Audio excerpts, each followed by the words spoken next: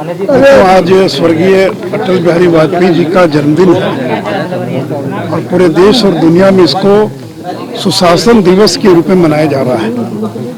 और अटल जी ने अपने कार्यकाल में ये दिखा दिया कि विकास क्या होता है।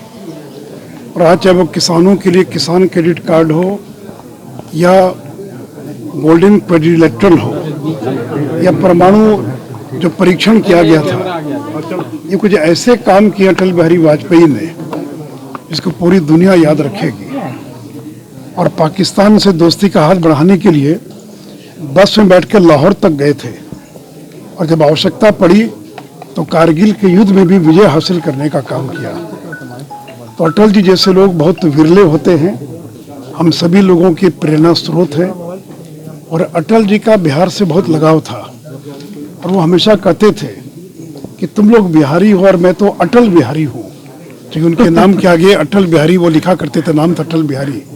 तो ही कहते थे कि आप लोग या तुम लोग तो बिहारी हो लेकिन मैं अटल बिहारी हूँ।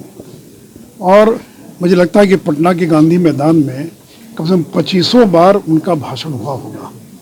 और उनके भाषण के अंदर जो जिस प्रकार से मंत्रमुग्ध करने की उनकी क्षमता थी और राजनीति से परे भी उनका जो एक स्वरूप था।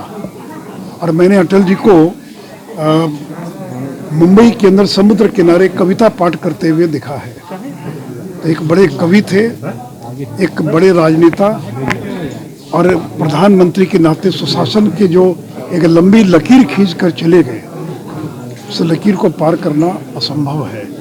आज मुझे खुशी है कि देश के प्रधानमंत्री श्री नरेंद्र मोदी जी उन्हीं के बताए रास्ते पर चलकर देश को विकास का, सुशासन का और मंत्र सिखा रहे हैं। सर, किसान आंदोलन को लेकर के बिहार में भी कोशिश की जा रही है विपक्ष की तरफ से किसान आंदोलन यहाँ कराया जाए। आपको लगता है कि किसान यहाँ पर विपक्ष के दबाव में आए?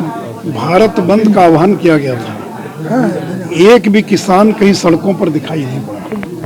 और मैं बिहार के किसानों को धन्यवाद देना चाहूँगा जिन्होंने राजद कांग्रेस को नकार दिया, न वो भारत बंद में शामिल हुए, न उनके धरना में शामिल हुए।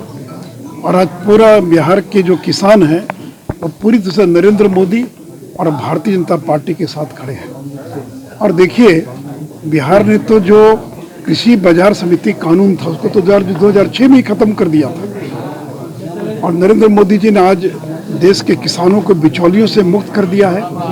किसानों को आज़ादी दी है कि अपनी उपज को हिंदुस्तान के किसी कोने में कोई बेच सकता है। कृषि उपज पर किसी प्रकार का टैक्स नहीं लगेगा।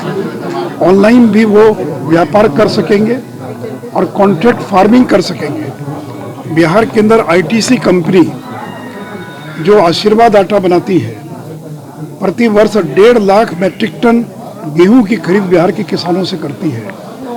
पिछले साल 40,000 मैट्रिक टन मक्का आईटीसी कंपनी ने खरीदा है और 10,000 मैट्रिक टन धान।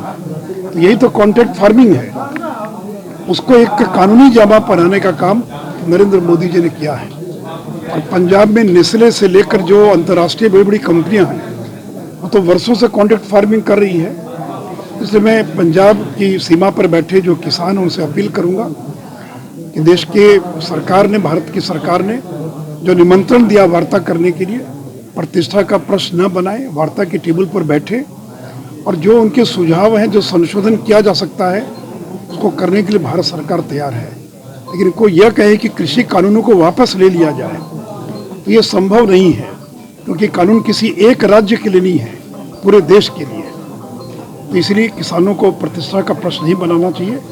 और वो राजद, कांग्रेस या जो अन्य वामपंथी पार्टियां हैं उनके बहकावे में ना आए। ये हनान मोल्ला कौन है? ये सीपीएम के बड़े नेता हैं जो किसान आंदोलन का नेतृत्व कर रहे हैं। ये योगेंद्र यादव कौन है? और अनेक वामपंथी, अनेक नक्सली नेता आज उस आंदोलन के अंदर घुस गए हैं और किसानों को दिग्भ्रमित करने का काम कर रहे हैं। इसलिए मुझे खुशी है